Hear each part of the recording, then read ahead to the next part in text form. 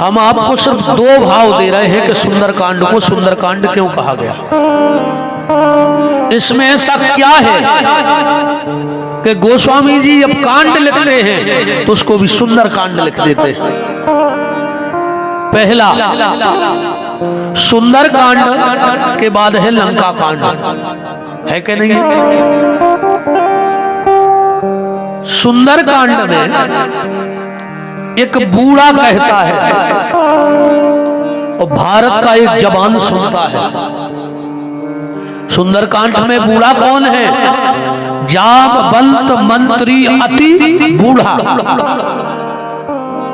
एक बूढ़ा आदमी भारत के एक जवान को समझा रहा है। जामवंत के वचन सुहाए, सुन हनुमंत हृदय अति भाए। गोस्वामी जी ने तुरंत कह दिया कि जिसके घर में बूढ़े की बात मानी जाएगी, बूढ़ों का सम्मान होगा, उसके घर में सुंदरकांड होगा। और जिसके घर में बूढ़ों की बात न मानी जाए तो लंका कांड में भी एक बूढ़ो है। कौन? के माल पलते अति सचिव सयाना। मालवंत नाम का एक सयाना मंत्री है रावण का। वो रावण को समझा रहा है। क्या कह रहा है कि जब ते तुम सीता हरियाणी और अशगुन होए न जाए बखानी। तो रावण का कह रहा हो कि बूढ़ा से भयाऊं ना तो मारूं तो ही, चुपचाप बैठो रे, ना हम करो दमादे से मार जाओ। गोस्वामी जी बोले घर में लंका कांड हो जाएगा गारंटी से। जहां बूढ़े की बात नहीं मानी जाएगी, बड़ों का सम्मान नहीं होगा। और आजकल तो बड़ों को सम्मान है ही नहीं है घर में। आजकल एक चलन और चलो है, सब ध्यान से सुनियो हमारी बात, सबको पता हुई है। आजकल हर आदमी के लगा साधन है, हर आदमी के लगा पैसा है।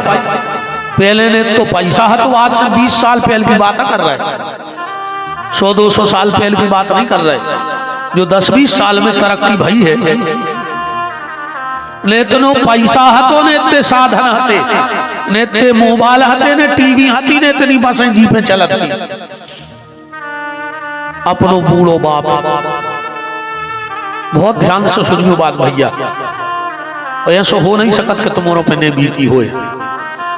बूढ़ो बाप बाजारे जात को देख के पैदल किराओ बचात को दिन भर के अपनो काम निपटात तो जो ले तो दिन भर भूखो फिरत तो वो बाजार में कैसे 2-3 रुपये जाओगे जेब में रहते।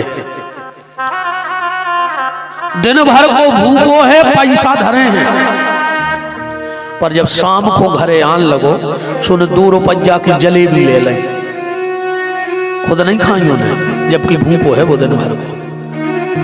घरे आओ, आंगन में बैठ गओ, अपन घेर के बैठ गए।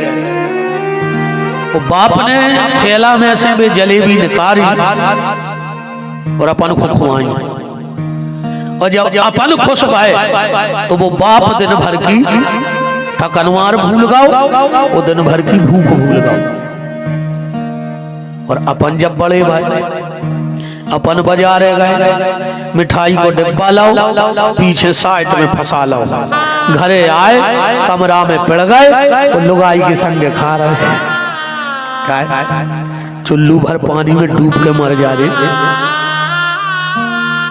चुल्लू भर पानी में डूब के मर जा कि बाप दिन भर को भूखो 2 रुपया की जलेबी ले आत तो और तुम्हें खुआ तो आज तुम समर्थ भाई और तुम कमरा में लुगाई के संगे जलेबी खा रहे। मर जाओ चाहिए चुल्लू भर पानी में डूब के। घर में अगर बुजुर्ग नहीं होंगे, एक बात ध्यान से सुनना, पेड़ अगर फल भी ना दे तो कोई बात नहीं है, पर वो छाया तो आखिरी तक देगा तुम्हें। फल बिल्कुल ना दे पर पेड़ छाया देना नहीं भूलता है। माँ बाप का आशीर्वाद उसी बूढ़े पेड़ की छाया की तरह है। अगर वो घर के दरवाजे बैठे रहे तो तुम्हारे घर की शोभा बनी रहेगी। तो जिसके घर में बूढ़ों का सम्मान होगा उस घर में सुंदरकांड होगा, और जिसके घर में बूढ़ों का सम्मान नहीं होगा उसके घर में एक ना एक दिन आग लगनी है, क्योंकि उसके घर में लंका कांड होगा।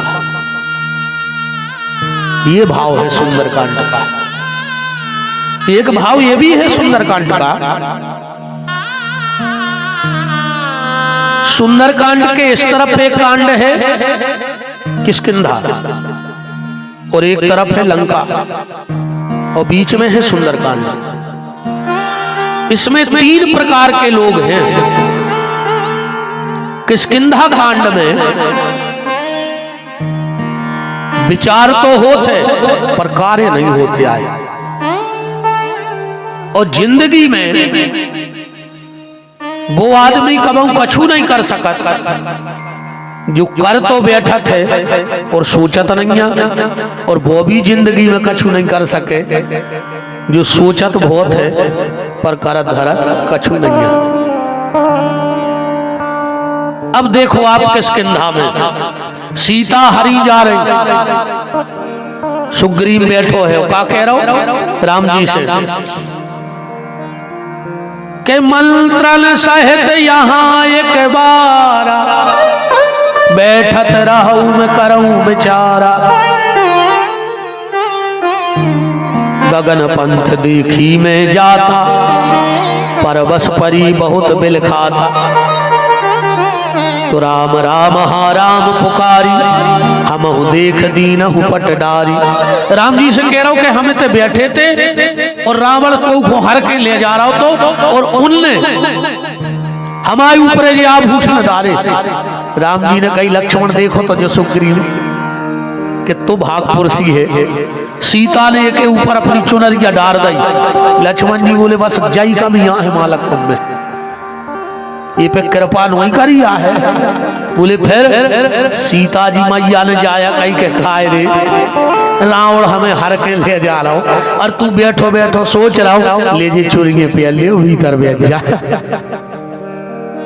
इसे अच्छो तो वो जटायु कम से कम सीता जी की आन बान शान के लिए अपने प्राण दे दिए।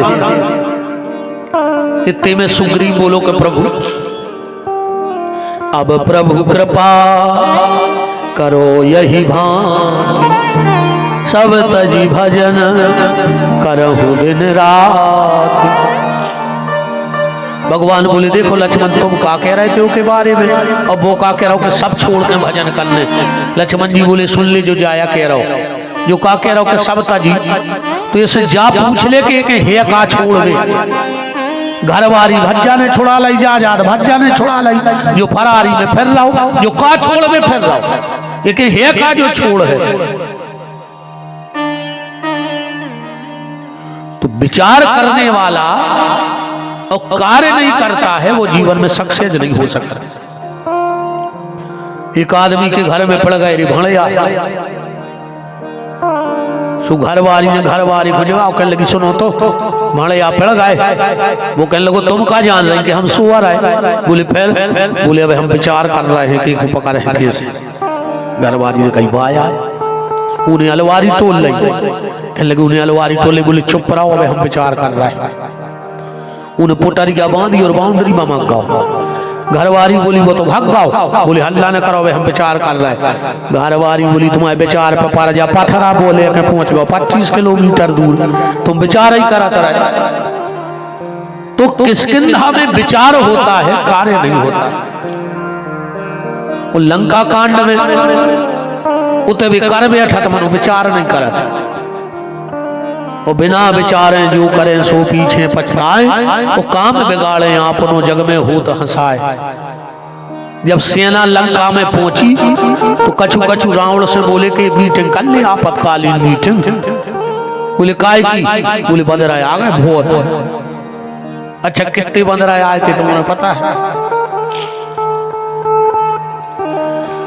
एक बार पार्वती ने पूछी शंकर जी से कि राम जी की सेना में बंदरा कितने थे?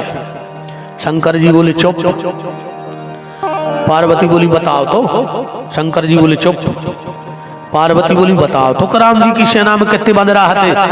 शंकर जी बोले हमसे पूछी सो पूछी दुनिया में और को उसने पूछी हुआ। बोले काय?